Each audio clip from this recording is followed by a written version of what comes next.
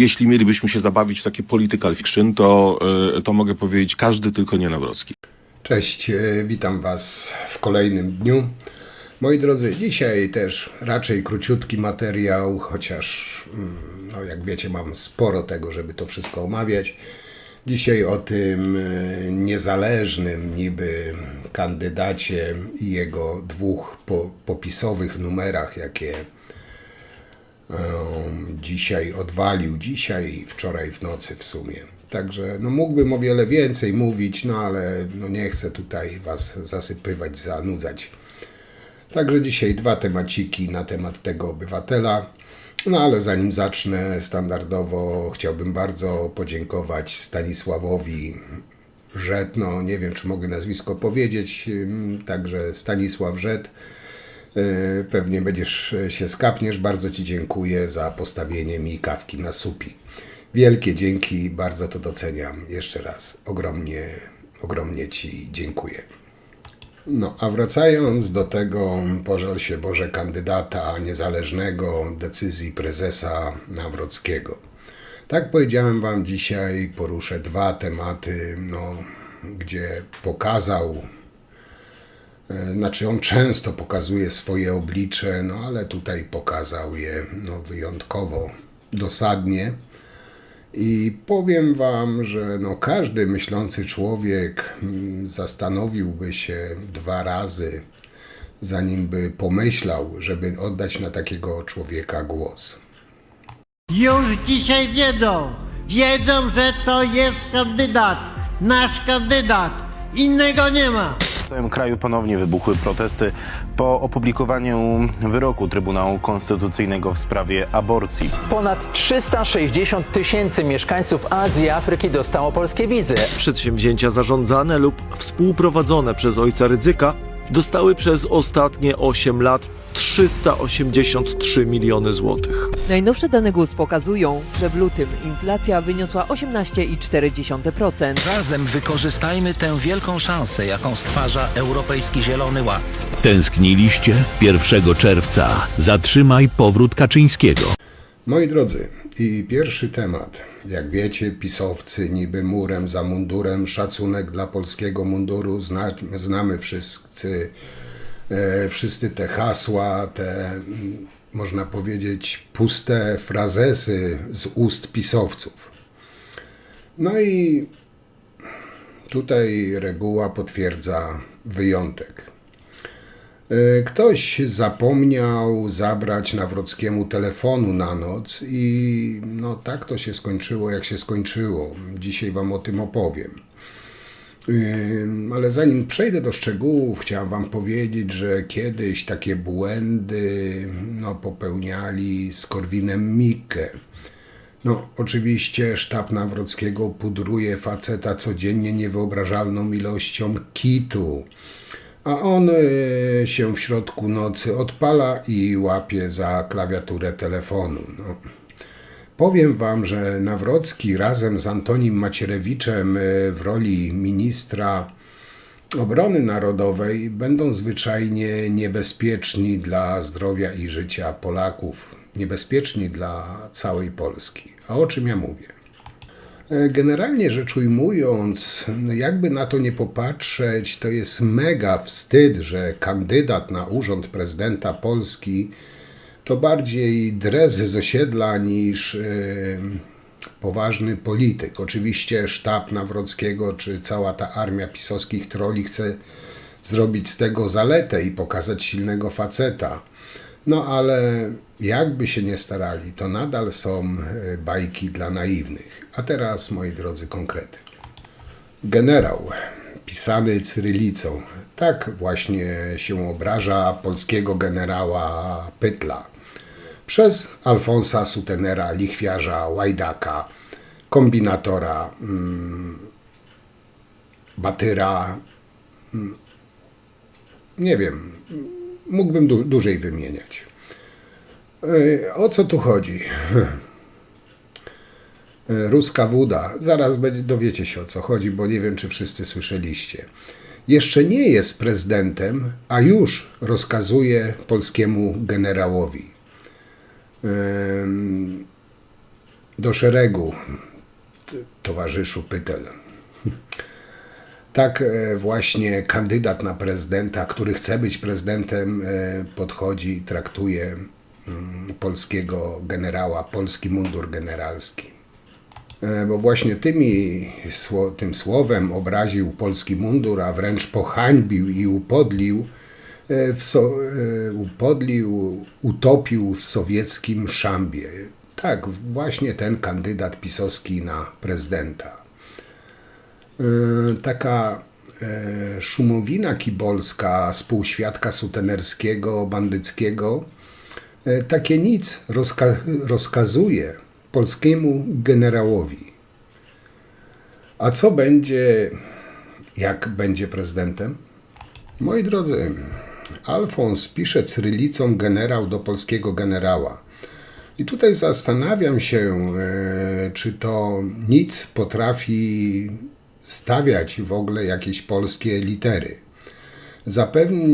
Zapewne ten putinowski hejt wydał z polecenia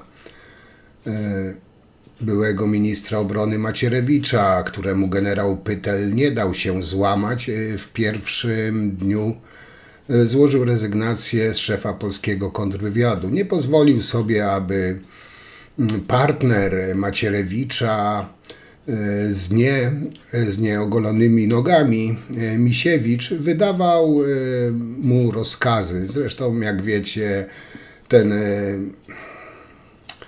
nawet nie aptekarz, a asystent aptekarza, Macierewicz obsadził go w Ministerstwie Obrony Narodowej, gdzie pomiatał polskimi oficerami. Generał Pytel ma tyle wspólnego z Rosją Putina, co długoletni kremlowski agent guru Macierewicz z rządami PiS dla Polski. I za chwilę powiem wam więcej o generale Pytlu, żebyście wiedzieli, kogo Nawrocki opluł. To, że opluł polski mundur, to, że opluł polskiego generała, to już jest oczywiste, ale kim jest ten generał i co on zrobił dla kraju? Już nawet nie będę się pytał, co Nawrocki zrobił dla kraju, bo nic nie zrobił. Ale żeby takie nic jak Nawrocki opluwał polskiego zasłużonego generała, to już świadczy o tym człowieku bardzo wiele. Nie dzielimy Polaków na tych lepszych i gorszych. My jesteśmy tu, gdzie wtedy. Oni tam, gdzie stało ZOMO. To nie są ludzie, którzy mają sprawne głowy. Bo jesteśmy panami w przeciwieństwie do niektórych innych. Tego najgorszego sortu Polaków. No i ten najgorszy sort właśnie w tej chwili jest niesłychanie aktywny. Nie wycierajcie swoich mord zdradzieckich, jesteście kanaliami. Aferzyści, gangsterzy. Z jednej strony ból tej lepszej części narodu. Cała Polska z was się śmieje. Komuniści i złodzieje! Jesteśmy jednak w troszeczkę innej półki, tej wyższej trochę. Wielu ludzi nie jest w stanie zweryfikować tego, co ogląda w telewizji, z tym, co jest w rzeczywistości. No po prostu nie mają takiej tendencji albo brak im odpowiednich kwalifikacji umysłowych. No co nagrywasz, ty idiotka zajebana, to ci powiem, wyjebane czerwone, żałuję, że nocy nie przyjebałem, ty tempadzido. Zabrakło mi trasa do prowokacji, prawda? Ty tempadzido jebana. Z pedałami nie gadam. A jak ja bym marzył na sam, o Jezus Maria, nawet nie masz wyobrażenia. Kim jest pan generał Piotr Pytel? Kiedy Polska odzyskała wolność, pan generał miał wtedy zaledwie 22 lata. Kim jest?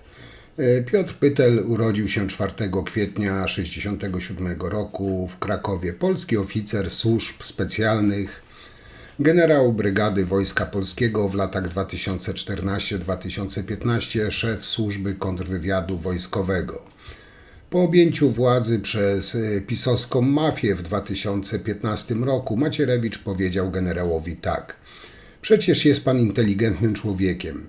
Pan sobie zdaje sprawę z tego w sposób oczywisty, że zamach smoleński to tylko narzędzie polityczne. Z kontekstu tej wypowiedzi generał wywnioskował, że Macierewicz nawet nie wierzy w ten zamach. Dlatego być może ma do tego takie chłodne i cyniczne podejście. No, po tej rozmowie generał Pytel stał się największym wrogiem Macierewicza, no i oczywiście Kremla, bo tam gdzie Macierewicz, tam i Kreml. A tym bardziej, że nie wycofał swojej rezygnacji z pracy dla ministra i PiS. Tym bardziej, że dobrze powiedziałem, nie wycofał. W konsekwencji na rozkaz Macierewicza podległa właśnie Macierewiczowi żandarmeria wojskowa aresztowała generała Piotra Pytla, byłego szefa służb kontrwywiadu wojskowego. Z jakiego powodu?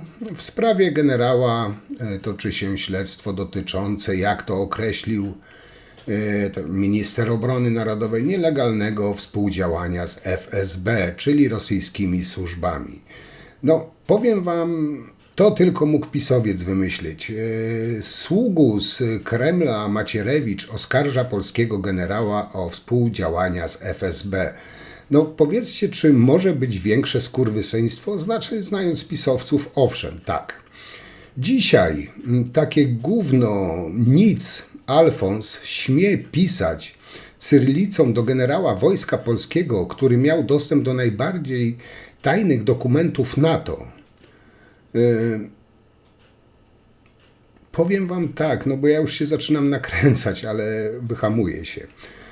Czy znowu nędza umysłowa ma panować w tym naszym kraju? No ja trzy kropki. No jaka kloaka z tego szamba kandydata PiS zaczęła się wylewać, rozsiewając smród na całą Polskę. To jest właśnie szacunek dla polskiego munduru właśnie w wykonaniu pisowców. I ten niby pseudo obywatelski kandydat, który dla naszego kraju nie zrobił kompletnie nic. On śmie pluć na polski mundur, na polskiego generała, na polskiego oficera. On już wydaje rozkazy, choć jest tak naprawdę jeszcze nikim. To się po prostu w głowie nie mieści. Oczywiście pisowcy to rozmydlają, no ale to zakończę ten temat, bo za bardzo się nakręcam. Przejdźmy do drugiego tematu. Myślę, że też jest dość ciekawy i też go wam przedstawię w takim sporym skrócie. Przecież i Zielony Ład, i otwarcie granic na produkty ukraińskie pojawiło się za rządów PiS-u.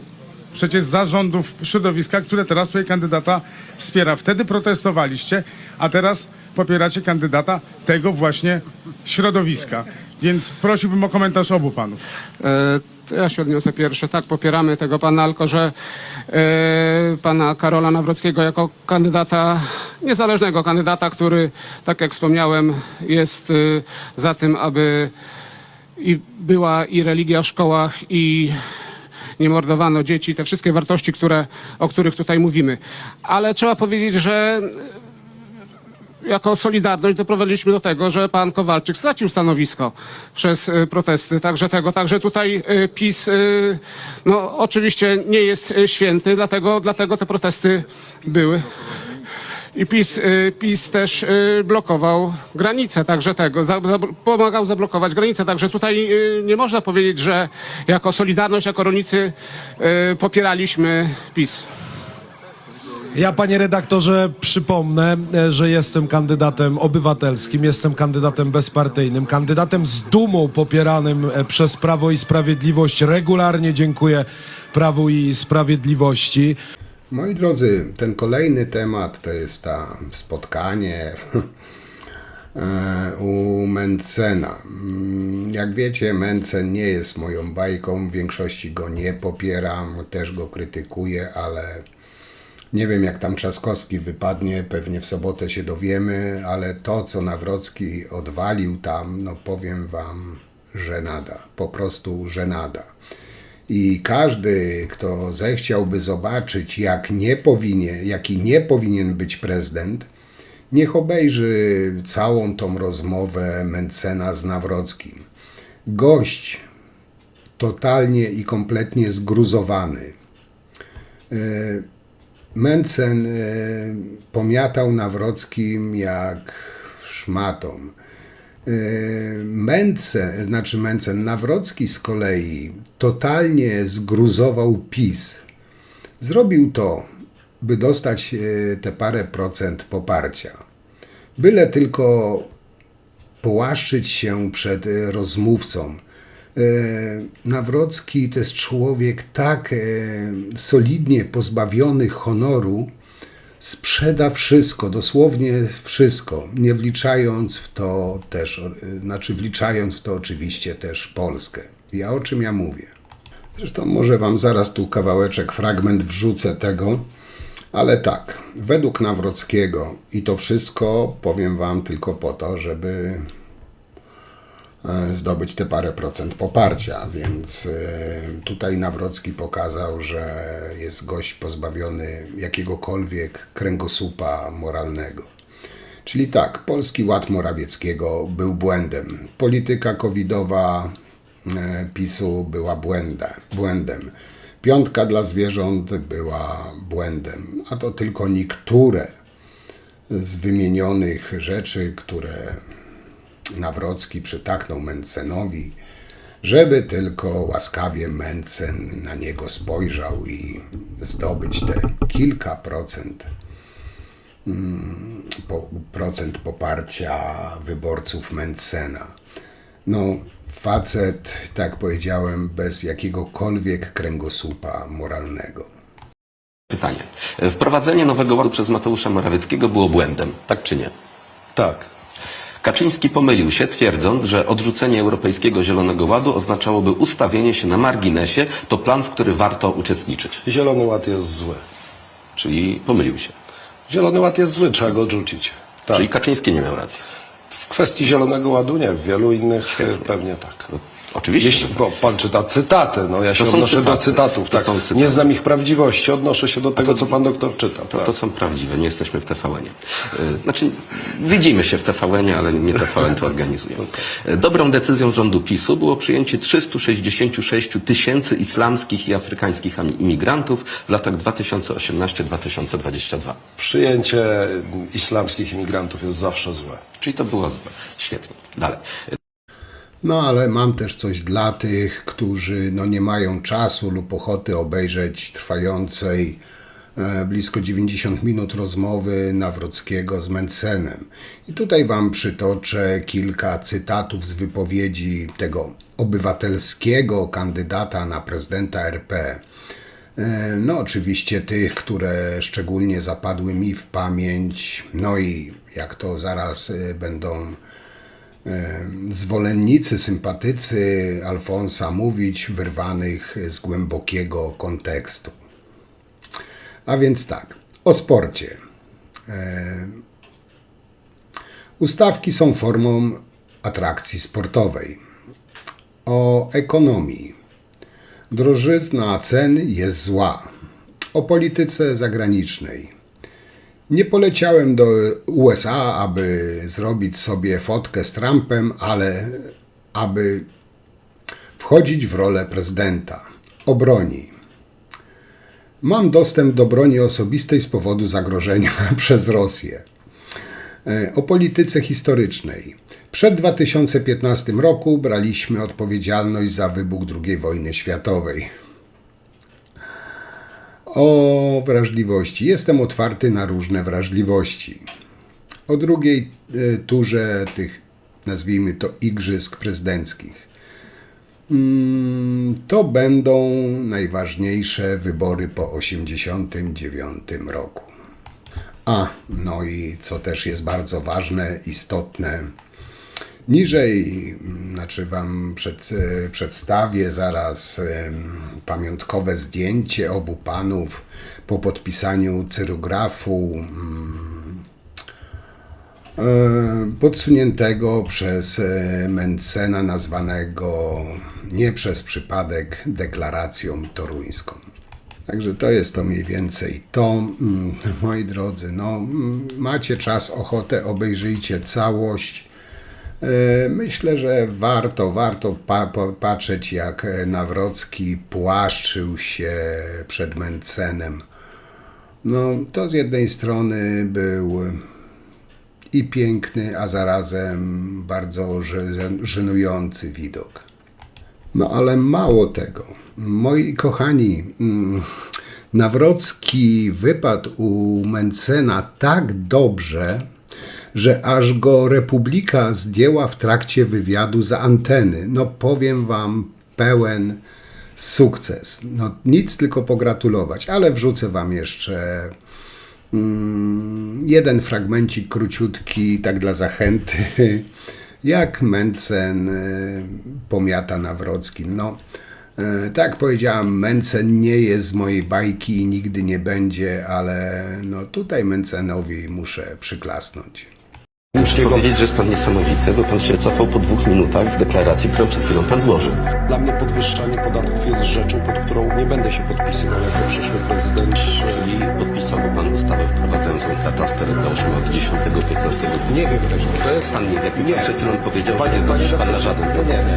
Nie. Ale naprawdę, bo pan przed chwilą powiedział, że zgadza się pan, że nie podpisze żadnej ustawy, która podnosi istniejące podatki, składki, opłaty lub wprowadza nowe obciążenia fiskalne. Wprowadzenie katastra jest nowym obciążeniem fiskalnym. PiS przez te 8 lat rządów wprowadził 22 nowe podatki, opłaty i daniny. Całą kancelarię zbudowałem na tym, że PiS bez przerwy zmieniał podatki, je komplikował. Po 821 stron nowych podatków tylko w najważniejszych ustawach podatkowych. 250 000 stron nowych przepisów. Moi drodzy, i tak już na zakończenie tutaj wrzuciłem wam zdjęcie Nawrockiego na spotkaniu z Mentzenem. Na tym zdjęciu jest uchwycona reakcja, takie błagalne spojrzenie w kierunku sztabowców Nawrockiego na pytanie Mentzena o mieszkanie pana Jerzego. Nawrocki przyznał, że kiedyś brał udział w kibolskich ustawkach. Nawrocki też przyznał, że to PiS przyjął Zielony Ład i setki tysięcy islamskich emigrantów. No i tak jak powiedziałem, wspomniałem wam, Nawrockiemu tak świetnie szła ta rozmowa, że Republika przerwała i wyłączyła transmitowanie tego wywiadu. No nic, tylko pogratulować. Także myślę, że warto to wszystko właśnie pokazywać, upubliczniać, bo chyba nie było w historii Polski tak beznadziejnego, tak ślizgiego jak piskosz kandydata jak Nawrocki. Żarty się skończyły. W Pałacu Prezydenckim mogą być gangsterzy. Tego nigdy nie było i chcemy uświadomić dzisiaj społeczeństwu, że nie chodzi tylko o Wielkiego Bu, nie chodzi o Gierdael, ale tym razem chodzi o kolejnego o pseudonimie Śledź. I chcemy powiedzieć wprost, pan Nawrocki po raz kolejny kłamie i oszukuje. Na początku powiedział, że nie zna takiej osoby, później powiedział, że spotkał się raz w areszcie podczas wykładu w areszcie śledczym w Gdańsku. Areszt śledczy zaprzeczył takiego w ogóle wykładu i jego spotkania nie było. A dzisiaj się okazuje, że w 2017 ten pan, który jest wytatuowany tutaj, ma motto Hitler Jungen wytatuowane, fotografuje się na tle swastyki. Za niego pan Nawrocki poręczył w 2017 roku. Ten pan pobił, zaatakował policję duńską, został skazany na 60 dni aresztu i na 6 lat zakazu wjazdu do Danii. Szanowni Państwo, mówimy o tym wprost, dlatego że to jest kolejna osoba z tego całego środowiska pana Nawrockiego, która, no, można powiedzieć, ma przeszłość nieciekawą. Nie wyobrażamy sobie, żeby no takie osoby były ułaskawiane. No jeśli pan Nawrocki był w stanie najpierw poręczyć za takie osoby, to będzie w stanie za chwilę, jeśli zostanie prezydentem, również te osoby ułaskawiać. I tym razem nie chodzi tylko i wyłącznie o ułaskawianie kolegów z PiS-u, którzy mają zarzuty, bądź mogą mieć za chwilę zarzuty, bo również tu w Parlamencie Europejskim zdejmujemy kolejnym politykom immunitety, ale tu chodzi o gangsterów współświadka trójmiejskiego. Więc bijemy na alarm i mówimy, żeby po prostu apelujemy, żeby ludzie poszli na wybory i żeby zagłosowali na osoby przede wszystkim uczciwe. No ale summa summarum, moi drodzy, myślę, że to, co u Mentzena zrobił, no to po prostu potwierdził tylko to, że dla kariery, dla stołka jest gotów zrobić tak naprawdę wszystko. A tym, jak potraktował polski mundur, jak potraktował polskiego generała, to świadczy o tym, że nie ma szacunku dla polskiej armii, dla polskiego munduru, dla polskiego oficera. Podejrzewam, że takie odniosłem osobiste wrażenie, że on nie ma szacunku do nikogo i niczego poza samym sobą. Taki typowy pisowski narcyz. No i tym akcentem chyba zakończę. Oczywiście piszcie, komentujcie, ja wam dziękuję. Jeszcze raz bardzo za wszystkie wpłaty na kawkę, bardzo je doceniam. I za wasze komentarze, opinie, łapki w górę, łapki w dół. I rzecz jasna, udostępniajcie gdzie się da, niech to idzie w świat. Przed wyborami niech Polacy się otrząsną z tego amoku i po prostu, żeby coś takiego jak Nawrocki nie zajmowało tak ważnego i wyjątkowego stanowiska, jakim jest urząd naszego kraju. To tyle na dzisiaj z mojej strony. Ja wam jeszcze raz bardzo dziękuję. No i do zobaczenia przy następnym materiale. Trzymajcie się, cześć.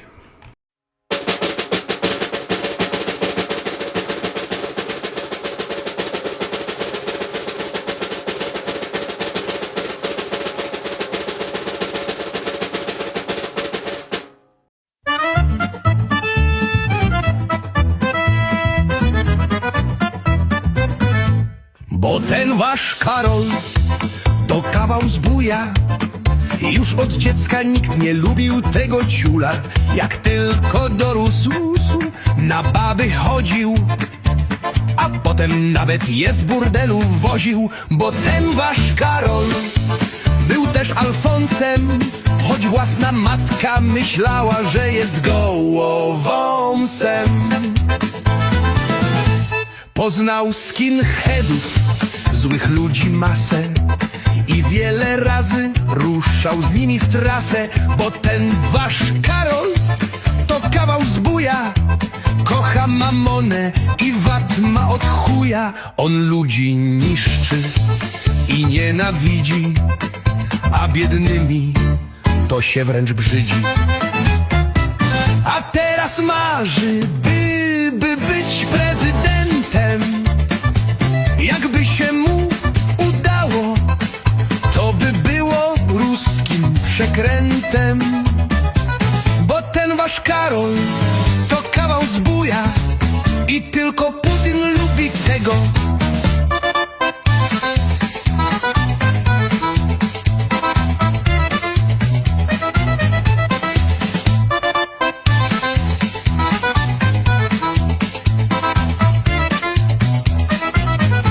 O ten wasz Karol to kawał zbója i tylko Putin lubi tego.